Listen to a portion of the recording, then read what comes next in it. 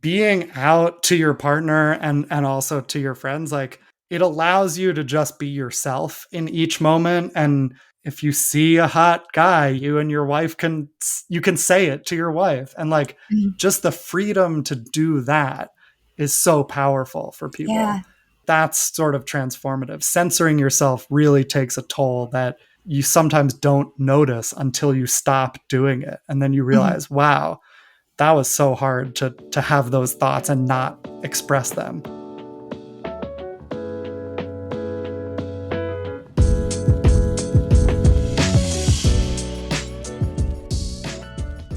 What's up, my bis and allies? Happy New Year. You're listening to Bisexual Behavior with Talia Cass. I'm so excited for this episode. I have Robert Brooks Cohen, and if you are a fan of this podcast, you probably know Two Bi Guys, which he hosts. He also just released a new book called Bisexual Married Men that I can't wait for everyone to read, and we talk about everything from his book, his journey, to polyamory, the different types of open marriages that you can have, and just the general experience of being a bisexual man in a marriage. It's a very common experience. I know a lot of my listeners have experienced this. So definitely take a listen to this episode, and this episode is actually the season finale, and I'm excited to actually start working on season 2. It won't be a super long break, but I do want to record some awesome interviews. One of the big things I'm working on is actually having more listener-contributed episodes, so if you have a story to tell, please reach out. My email is bisexualbehaviorpod@gmail.com. You can DM on Instagram, or you can go on bisexualbehavior.com. There's some more info on there, but basically, I'm really excited to bring you another season. I have a lot in store, a lot of different topics I want to discuss, a lot of people that I plan on reaching out to get some interviews. So it will be another fun season with a short break. But I hope everyone had a really great holiday. I hope that you have a great new year, and 2024 is going to be our best year yet. So without further ado, here's Robert Brooks Cohen.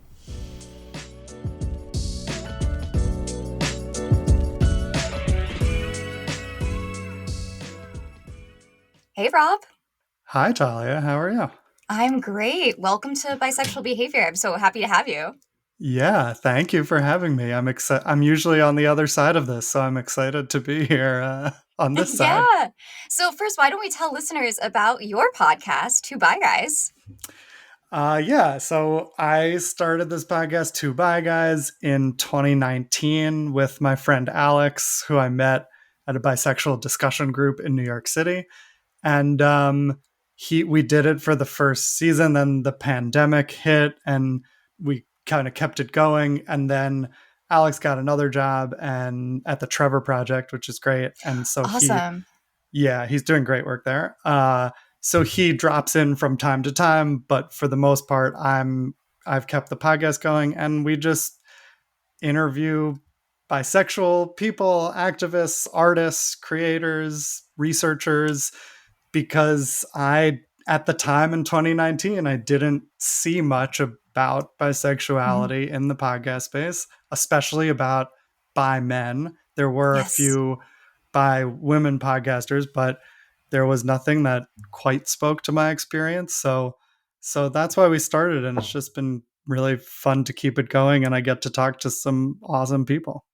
That's so cool. And that's actually kind of why I started Bisexual Behavior, Yeah. because I didn't really see a ton of podcasts out there, and especially, ones with like a voice like mine or like yours. And like you mentioned, there's really little media representation for bisexual men.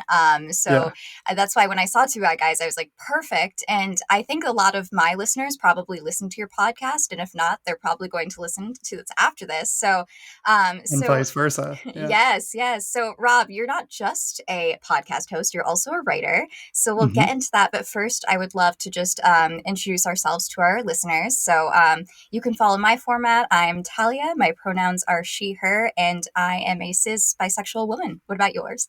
My pronouns are he, him. I'm a cis white bi Jewish man. Jew Yeah. too. Yeah, What? I'm a Jew as well. Oh, yay. Jew Yay, power. Jews.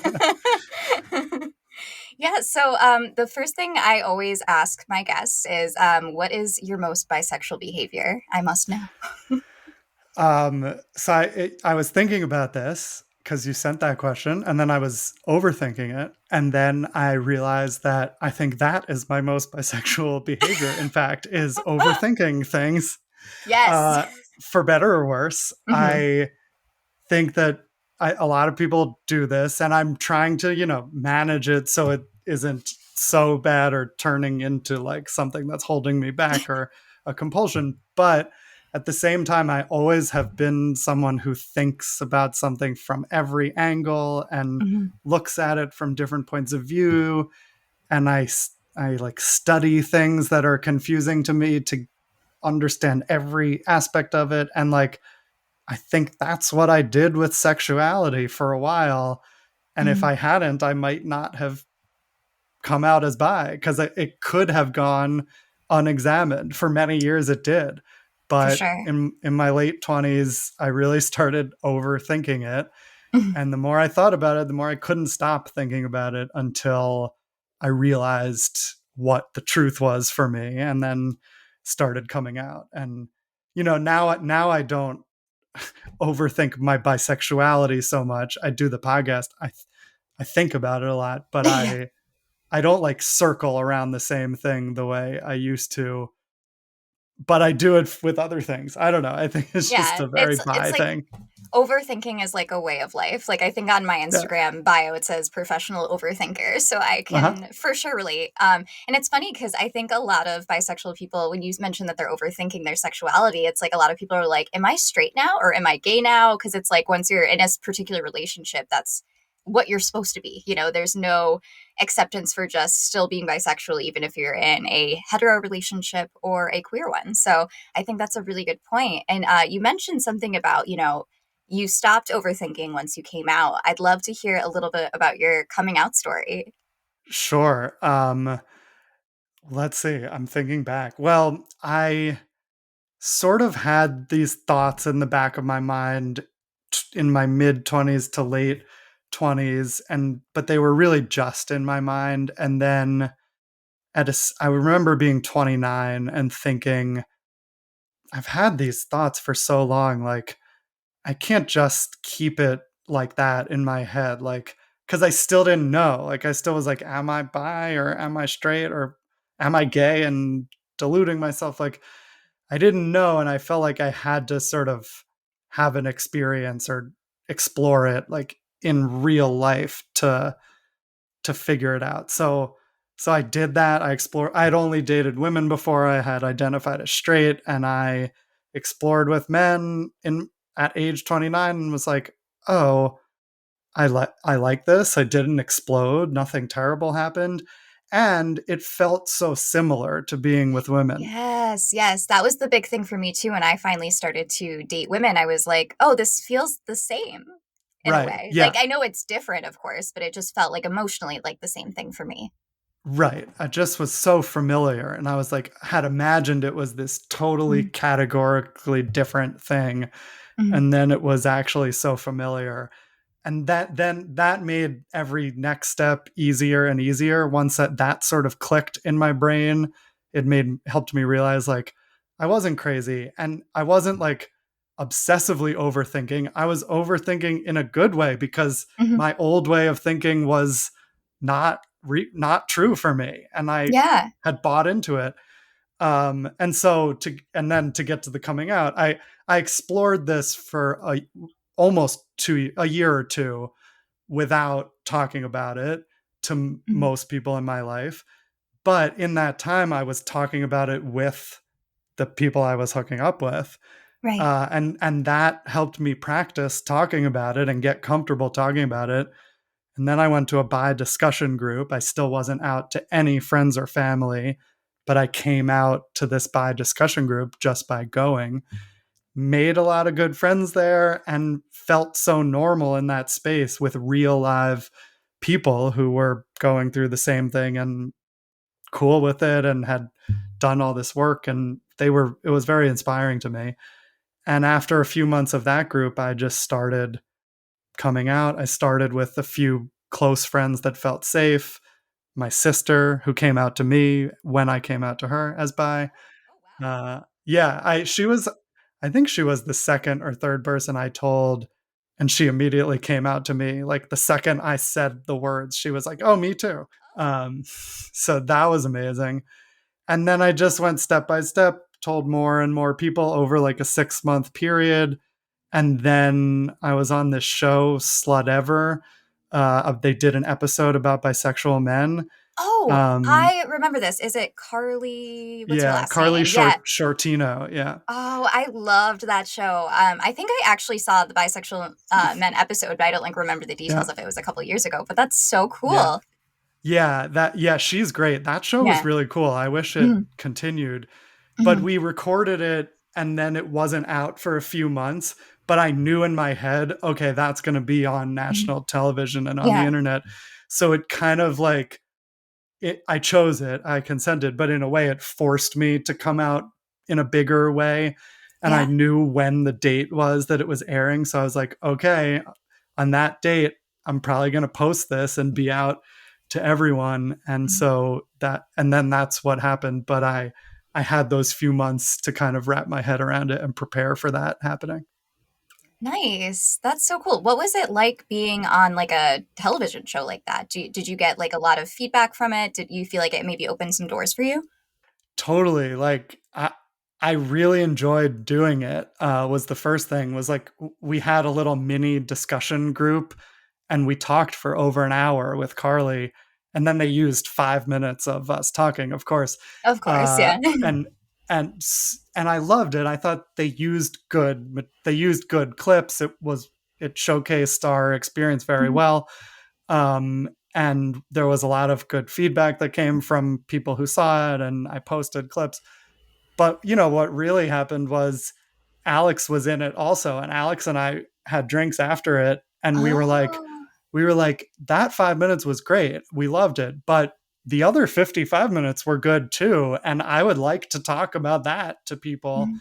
And that was when we kind of got the idea to do the podcast. We were like, that was so fun and felt good for us. Let's keep it going. So That's in a so way, cool. that show led to the podcast and everything that's come after that. That's great. So, okay, so you were on Sled Ever, and then you started the podcast with Alex. Now, kind of walk me into your decision of writing a book, and if you want to tell listeners about the book itself. But I'm very curious Yeah. about what made you, write a book about it. Yeah. Yeah, because I wasn't planning to write a book when we started it, like especially a nonfiction book.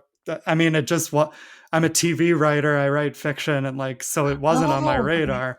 okay. Yeah, I wrote for Law and Order SVU for many years until all this happened. I actually left SVU about a year before the podcast came out, which was kind of a happy accident because while I was employed there, my contract prevented me from doing anything like a podcast. So kind of Gotcha. worked out in a nice way. But anyway, we started the podcast. We did 1 year in 2019. We recorded in person in like little recording studios, shockingly.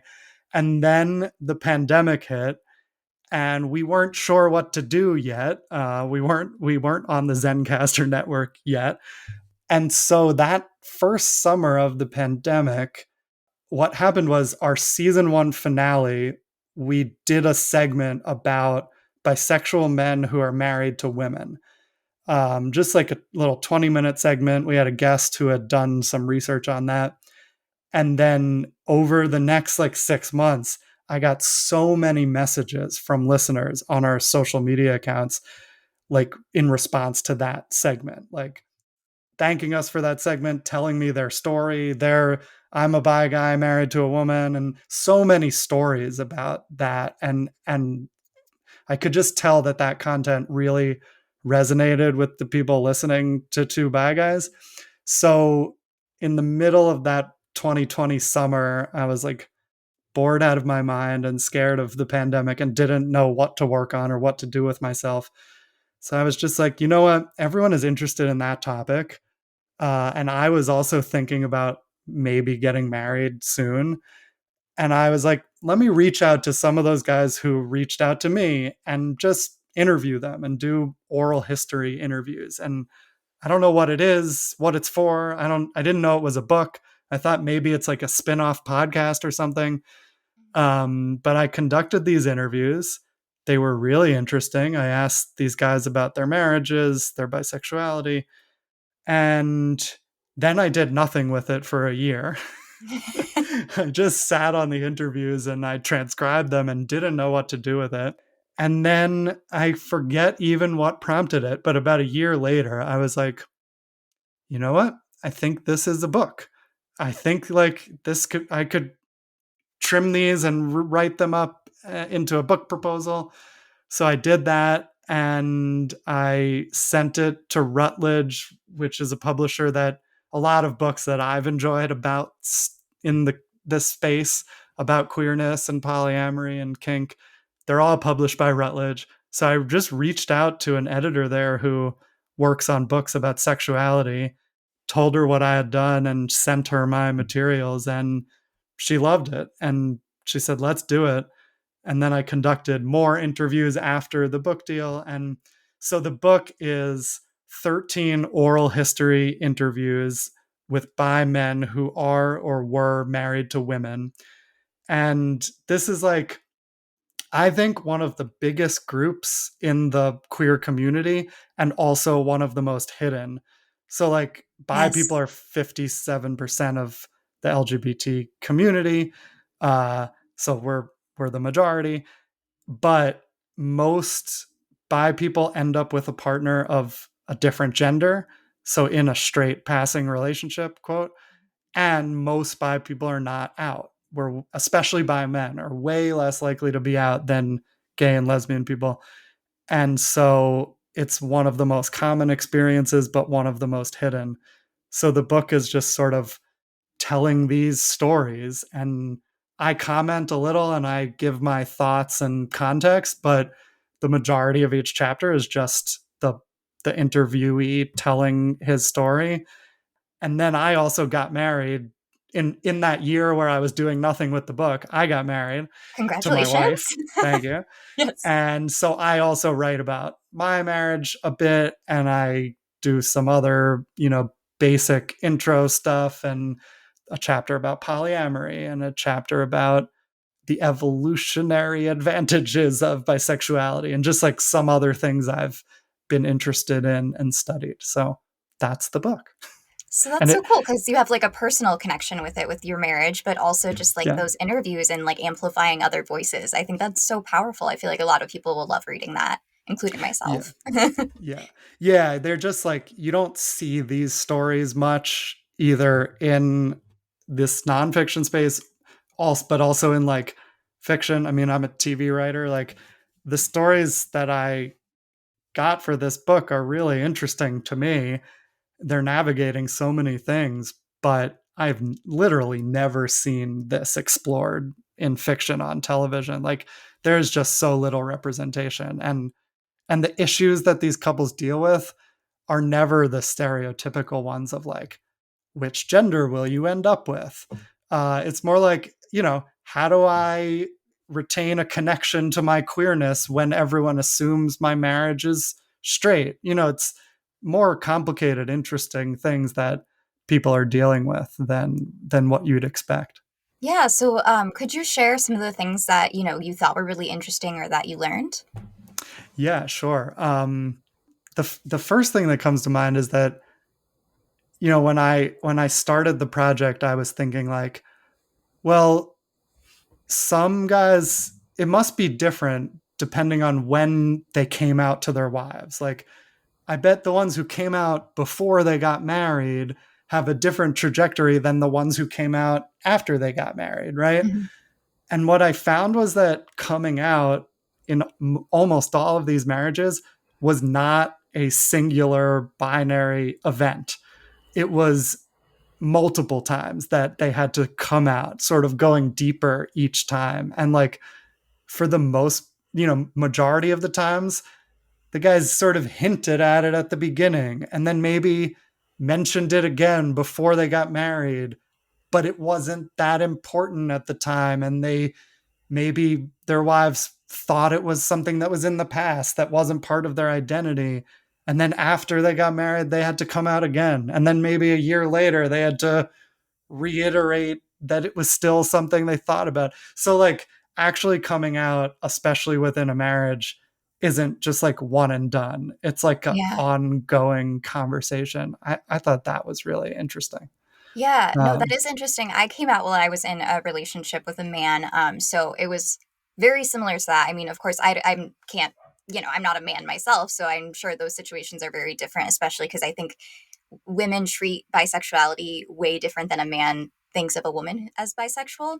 But mhm. yeah, it was a lot like multiple conversations of, oh, maybe if I were ever single, I would experiment or something like that. And then it became, oh, I actually am romantically interested in women as well. And then it Right, becomes the conversations about what does this mean for your relationship? And I right, think that right. leaves a lot of people who are in this situation, they either feel like they're forced into trying polyamory or they have to find ways to, I guess, be openly bisexual while still in a monogamous relationship. And did Right. you find that you interviewed people who were, in those different particular roles, Oh essentially? yeah. Oh yeah, definitely. And like and another complicating thing is some people get married young, so even when the somebody wants to be out before they get married, they don't always know everything. They don't always know what they're going to want to explore, and how they what their bisexuality really means to them. So they can't have those conversations until they figure that out. And True. yes, different guys have explored different things. Some have remained completely monogamous. Some have opened their marriages, and everything in between. What I did find was that almost every couple had at least a discussion about non-monogamy. The like once bisexuality came up, that conversation about non-monogamy almost always came up, either because the guy wanted to talk about it, or if he didn't, the his wife would assume that that was part of it, or Hmm. be afraid of that or something. So it often came up. However, people think that if you're bi, you have to be non-monogamous, and like personally I am non-monogamous, so I'm like perpetuating this stereotype in some ways. But the majority of the couples I interviewed are monogamous Hmm. at the moment. Some of them remained monogamous throughout, and the way they navigated that is really interesting. Some of them tried opening things up and they didn't like it, and they Hmm. are went back to monogamy. um, and some have opened up and it works. And also some cheated, and most of the ones who cheated are no longer married. That makes um, sense. yeah, yeah, it does make sense. not Yeah. that not that cheating is always the end of everything, but often. And actually another thing I learned from these interviews was that many of these guys feared that if they came out, it would lead to the end of their relationship one way or another. Either their wife wouldn't be accepting, or they'd want non monogamy and their wife wouldn't. And so many feared that it would lead to the end of the relationship. Some of them were right. Like sometimes, I mean, often not just because they came out, but then sort of what happens after. Right. Some of those relationships did end. However, zero of the people I interviewed regretted coming out. That's great. Even the ones who were so afraid of losing their relationship and then did, they still don't regret coming out, because looking back, the way they were living within that relationship and being unable to really share this part of their lives was taking a toll, whether they realized it or not. And so they're all happy that they did this. And even in some of the marriages that ended, there are still some relationships there. There are still like there's one guy who they got divorced and they seem to have like this really beautiful relationship. And I you could call it friendship. It feels deeper to me than a friendship, but it's not no longer a marriage. But they have 3 kids together. They work on a business together, and they know each other so much more fully and deeply after going through all this. They realize that they were not that they didn't want to continue their primary partnership, that it wasn't serving either of them as best, and they weren't living the lives they wanted within that marriage, but they're still in some kind of relationship and there's a lot of love there. And they're both so glad they are in the position they're in now rather than just keeping the marriage going at all costs with it without being themselves in it. That's beautiful. And I mean, I can imagine that if that person decided to stay together and then it would have been harder for them and maybe they would have had a poor relationship from trying to make it work when it didn't. So, yeah, did you find that some of the people when they came out their partners were had maybe like a homophobic reaction? Did you see any of that or was it mainly just, worried about, experimenting and all that kind of stuff? There were some, you know, now that you say it, I don't think there was any like extreme homophobia. There were some people who grew up in pretty religious environments. And so there were a lot of questions and maybe some like reflexive homophobia. But interestingly, I'm thinking it through now that you're saying it. Interestingly, like in every case, there was like enough love and respect there that it seemed like all of the wives took it seriously and didn't just write their husband off as, something gross or something bad. Like they were conflicted, certainly, but there was enough love and trust there that they took it seriously and didn't. Nobody just said, I'm ew, gross, I'm done. I can't be with a queer person. Nobody said that. It That's then good. became more about like, how can we navigate this together or not? Like, what does this mean for our relationship? Yeah. So you mentioned that you like personally are non-monogamous. How does that like work out in your relationship? Did you have to have that conversation with your partner or did you start out dating non-monogamous?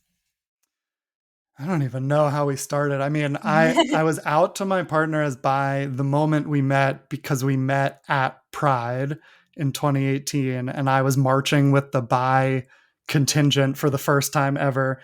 So the moment we met, I was out as bi, and I'm pretty sure by then I was thinking of myself as non-monogamous or poly, Mhm, although I had never really been in long-term relationships to fully explore that. I was just always dating a mhm. few people at a time for short amounts of time. So I think we probably started at the very beginning non-monogamous.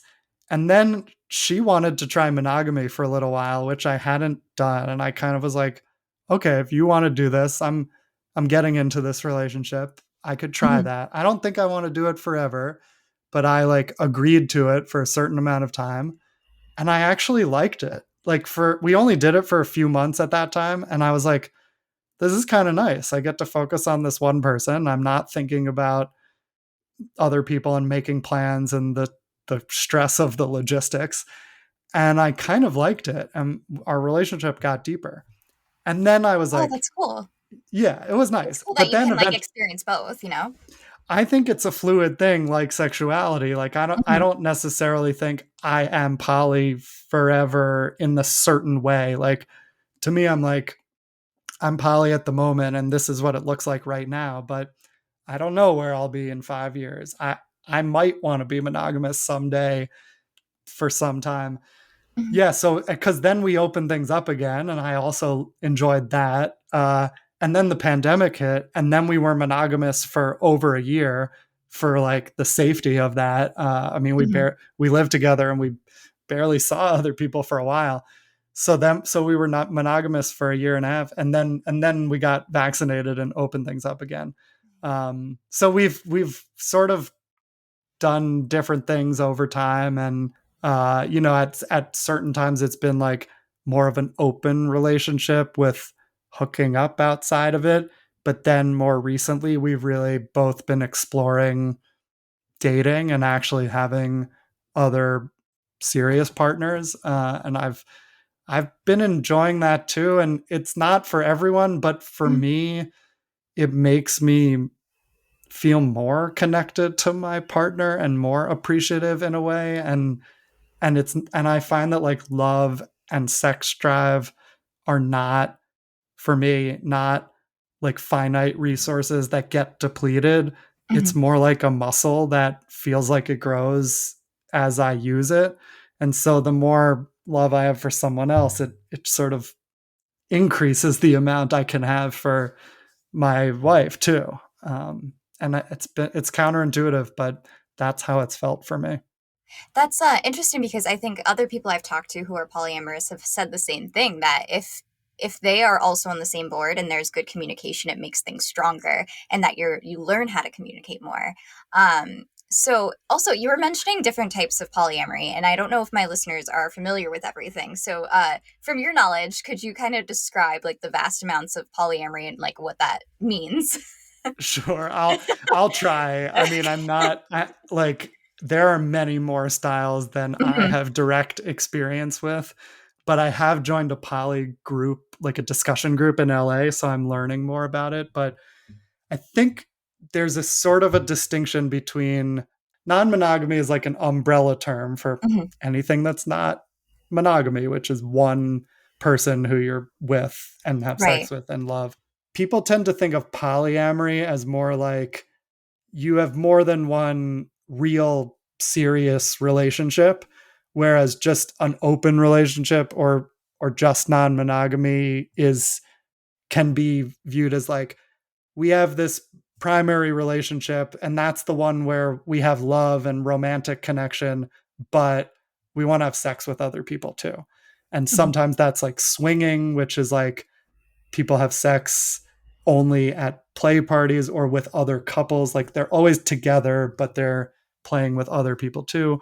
Or so you could also have an open relationship but not do it with your partner, but you both have sex with other people, but you keep romantic connection out of it. And then polyamory, there's like 1,000 forms of polyamory, but it's sort of an acknowledgement in my mind of like there can be love and emotional connection and romantic connection and sex with more than one person, Mhm. and or any of those things. Right. And there's hierarchical polyamory, which is like you have a primary partner and maybe a secondary partner and then maybe tertiary partners or whatever. Oh, Or is that when it there's becomes like a polycule?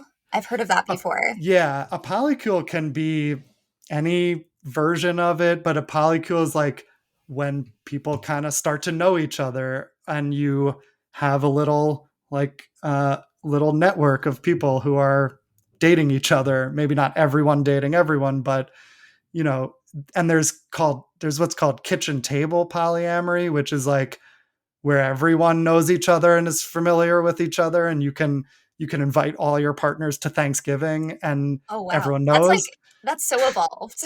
That's just Yeah. like I feel like Yeah. that's like everyone's very emotionally mature in that situation for sure. I agree. I have not yet. I'm not yet at kitchen table polyamory. I don't know if I will be, but I've met a lot of people who do that. It Mhm. sounds fascinating, and a lot of them are bi, and so they're all hooking up with each other, and it seems cool. And then there's like solo poly, which is like can be similar to those things, except I guess it's a mindset of like you don't have a primary partner or any like your connection to yourself and your independence is sort of like your primary relationship. And then you also have multiple partners, but like, Okay. and then there's probably a whole bunch of other different versions of it. There's everything. There's relationship anarchy, which is like no rules Oh, about anything. okay. You just do anything and you're upfront about things, but there's no rules. Mhm. A lot of polyamory that I've experienced involves a lot of rules, or Right. guidelines and negotiations and getting consent from everyone for everything and a lot of Right. communication and planning, Yeah, I stuff think like the that. base of it sounds like it is just communicating and making sure that everyone has consent for everything. I think that Yeah. sometimes people think polyamory is like you're just cheating, and I'm like, I feel like that's just not polyamory. That's just cheating. That's a separate Right. The thing. opposite. I Yes. mean, to me, polyamory is the opposite of cheating because there's such a you're like Mhm. forced to talk about everything Mhm. because I don't know how else you could do it. I mean, to be yeah, then it would just be cheating. And like if you have multiple partners and you have to sort of negotiate and schedule, on the one end, there's a lot to talk about and it can be overwhelming. On the other end, it forces you to talk about stuff that you might not in a monogamous relationship, or you might be uncomfortable if you didn't have to, but you have to. So you get good at Right. these conversations and you get comfortable with asking for what you need and setting your boundaries for what you're comfortable with from partners. And so like it's not easy, but you're growing a lot through those conversations. It's been really interesting to learn more about. Yeah, I really appreciate you sharing all of that, and I think it's really helpful for listeners too. So, say if you're interested in having a conversation with your partner about polyamory, how would you recommend going about that? So, I'm asking you very heavy Good questions. question. No, it's good. I'm like trying to remember what I did. I mean, I do think being upfront is good if it's something you already know about yourself and you're like getting into new relationships. Like I think it's good to be upfront because it is a big difference if you're not monogamous or not sure or interested in exploring. Like that makes a difference and you want to be with someone who's comfortable. If you try to drag a monogamous person who is monogamous by nature Mhm. into polyamory, it will probably not go well. Like there needs to be buy-in on both sides for it to work. For sure. But if you're in a relationship and you've been monogamous and you want to open things up, um, I think, you know, be sensitive to your partner, but be honest and be yourself. Like if you're hiding how you really feel, it might make the conversation easier in the moment, but it will make your relationship harder in the long run because Right. you're not expressing yourself. You're going to feel resentment, but your partner won't know why because they don't know everything you're thinking. And there's miscommunication and it builds on itself. So even when the honest truth is hard to hear, it's going to serve you better in the long run if it's how you really feel. And then actually something I learned from one of the couples in my book, this is advice they gave, is like be patient with your partner and give your partner time. Like you may have been thinking about this for a long time. Like I thought about it for a decade before I Mhm. came out and as bi and poly and started like practicing it. So you may have really wrapped your head around it, but for your partner, it's possibly the first time they're even thinking about it at all. And they may have negative initial reactions, but that doesn't mean that's their landing point. Like Mhm. there's a lot to learn about this stuff. There's a lot of reframing you can do. People can listen to your podcast or my podcast and or Mhm. many other things. And Yes. I love the book Polysecure. I think Polysecure by Jessica Fern is like a great book even for monogamous couples. Oh. Because it talks about attachment style and within relationships and how to navigate asking for what you want and figuring that stuff out. So like I just think it's important to not, force your partner to accept this stuff right away in the moment. Mhm. Like there's a learning curve and it's not easy to be in that space, but and maybe your partner won't get there and maybe you will not want to stay together, but give it some time and have real conversations and talk it through. I love that. Thank you so much for sharing that. I feel like so many people are probably hiding what they really want from their partner because they're so afraid of the response. But I think you've made a lot of good points about how actually it's doing the opposite. Now, Yeah. going back to your book a little bit, so you probably have interviewed men who also came out but wanted to stay monogamous. Have you learned anything from those interviews about what helped them feel valid in their bisexuality while they were still in a like hetero seeming relationship? Yeah. Two big things. One is just like being out to your partner and also to your friends, like it allows you to just be yourself in each moment. And if you see a hot guy, you and your wife you can say it to your wife. And like Mhm. just the freedom to do that is so powerful for Yeah. people. Like that's sort of transformative. Censoring yourself really takes a toll that you sometimes don't notice until you stop doing it. And then you Mhm. realize, wow, that was so hard to have those thoughts and not express them. And the other huge thing is finding community, bi community, like specifically bi, not Yeah. just gay or lesbian or queer, but like finding other bi people, in person is sort of the best case scenario. Online is great too.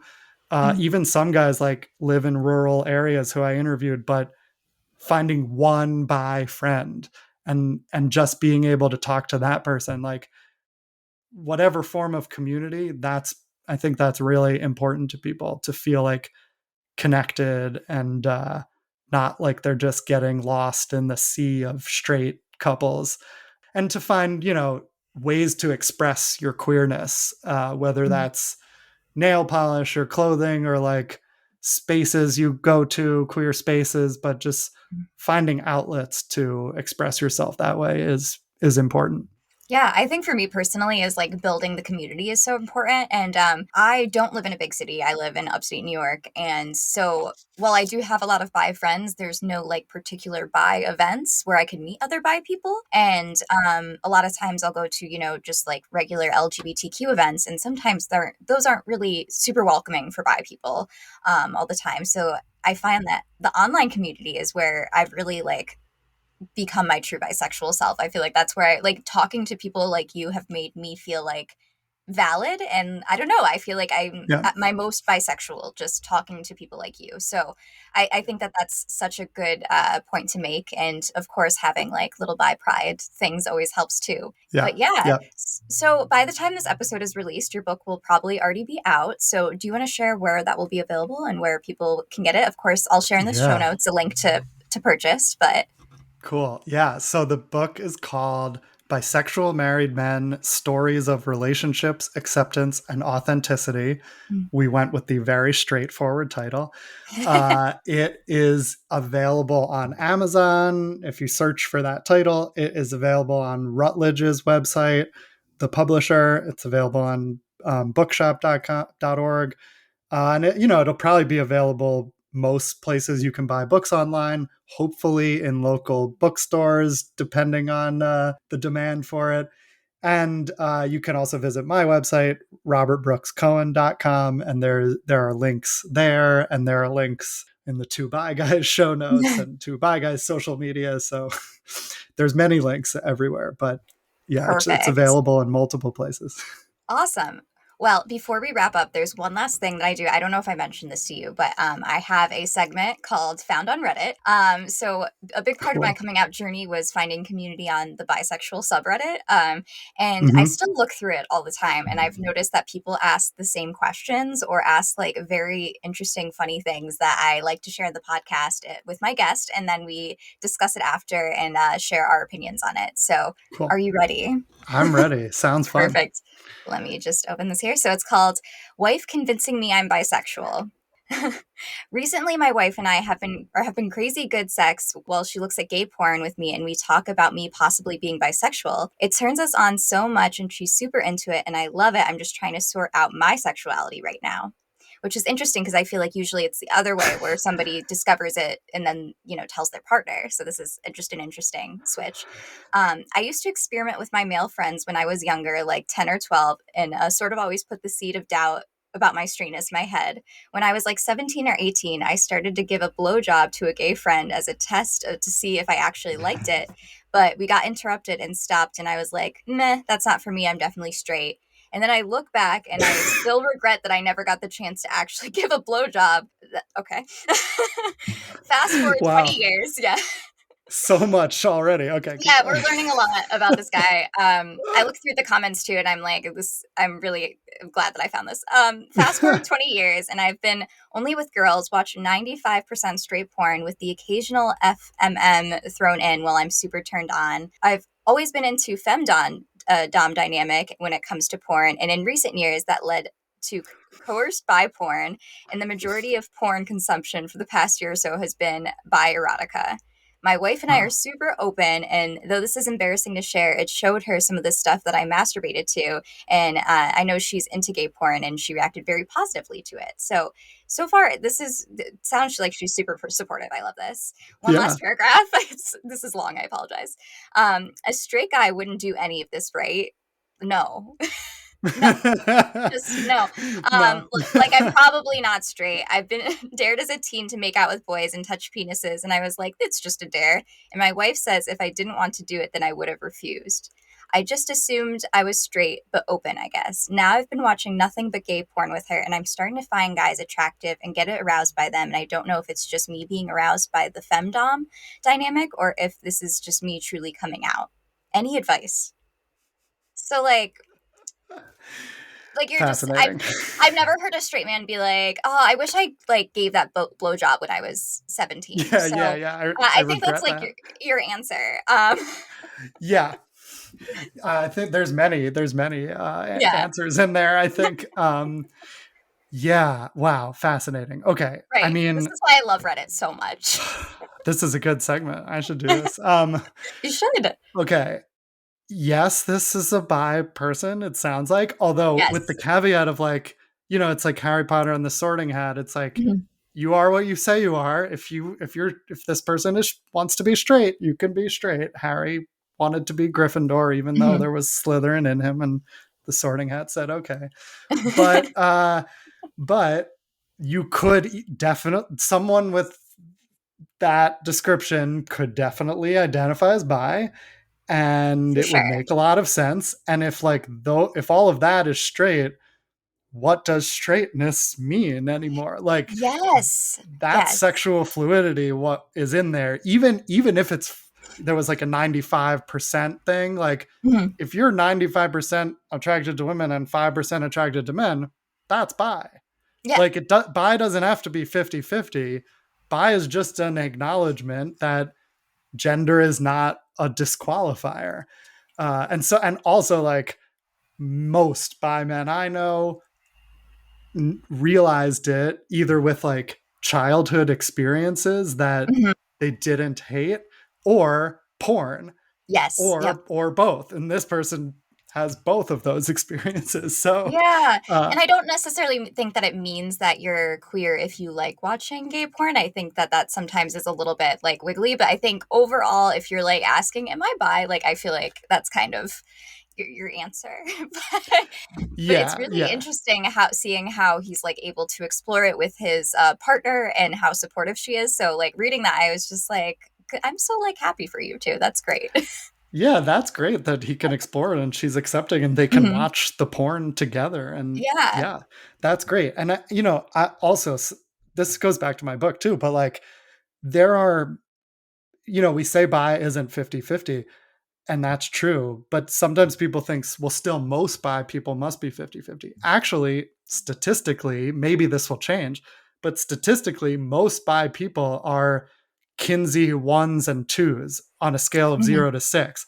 So most bi people are, at least self-identified, more straight, like mostly straight, but Mhm. not completely. So it actually makes total sense that someone would be like mostly straight, but have fantasies or Yeah. have the occasional experience. And so like, and it doesn't mean you're then gonna date men exclusively or even at all. Like you could be married to a woman, but Mhm. you're bi. Yeah. No, do you think that that has to do a lot with like compet too? Like the idea that you're like taught to be in straight relationships, so you're just automatically that you find that easier. I think that Yeah. can kind of play into it as well. But it's also very valid to maybe you're only sexually interested in the same sex and not romantically. And I Yeah. think there's a lot of pieces to it. As you mentioned, it's such a vast umbrella term, and it can just embody so many things. And you don't need to have like bisexual identity card, I slept with someone of the same sex, and that means I'm bisexual. Like, you don't need to have that. You could just be, with the opposite sex, not have that experience, and still be bi. So, Right, exactly. I mean, yeah. and the compulsive heterosexuality thing, is it compulsive? Is that what compet Yeah, stands yeah, for? yeah, Yeah, yeah. compulsory. Or compulsory, yeah. Yeah, I think that that's absolutely right, and that's a thing. And I think that if our society moved away from that and was just open to whatever, I think there would be so many people like the guy in that description. I think there would be so many more. I just think it's like actually quite common to have experiences or fantasies or that don't necessarily feel like the most important thing in your life or where your romantic relationships lie, but are still fun and interesting and part of you. Yeah. And yeah, we have this compulsory heterosexuality that trains people to push Mhm. all that stuff aside. And that's where the conflict in that post comes from, because it Mhm. causes a lot of internal conflict when that stuff comes up. But actually, like, it's a big deal in a sense because it Mhm. is who you are, but it's also like it doesn't have to be that big a deal. It's just like it's just fucking around sometimes and watching porn with, it's just like Yeah. fun stuff. Why do we attach so much stigma to it? We shouldn't. Mhm. We shouldn't. You're so right. But Rob, it has been so great to have you on. It's always fun to talk to a fellow bisexual Jew. So Yeah. Yes. Fellow bisexual Jewish podcasters that's unite. right. I love it. It's all the bisexual energy. So where can people Yeah. follow you, find you? What would you like to plug? I am at Robert Brooks Cohen on Instagram and most places. And then Two Bi Guys is just at Two Bi Guys Mhm. on every social media platform. And yeah, my website's robertbrookscohen.com. You can find links to everything there. Awesome. Well, thank you so much. Yeah, thank you. This was really fun. Hi, great. Many thanks to Rob for joining on the podcast. Again, please get his book. I'll have the link in the show notes of where you can purchase it. And don't forget to listen to Two Bi Guys. I'm such a big fan of that podcast. It really complements bisexual behavior well. If you're looking for more bi content and just to kind of discover your own journey, I think they're both great resources. In the meantime, you can support bisexual behavior by listening and subscribing on wherever you get podcasts, Spotify, Apple Podcasts, all of that. You can follow us on Instagram at bisexual behavior. You can follow me. I'm talia.tatiana on Instagram, and I think that's my TikTok handle. Not that I post much on TikTok, but you get the idea. Feel free to also leave reviews and comments. That really helps get the podcast out there. And then, yeah, stay tuned for more updates and have a great year. Okay, bye.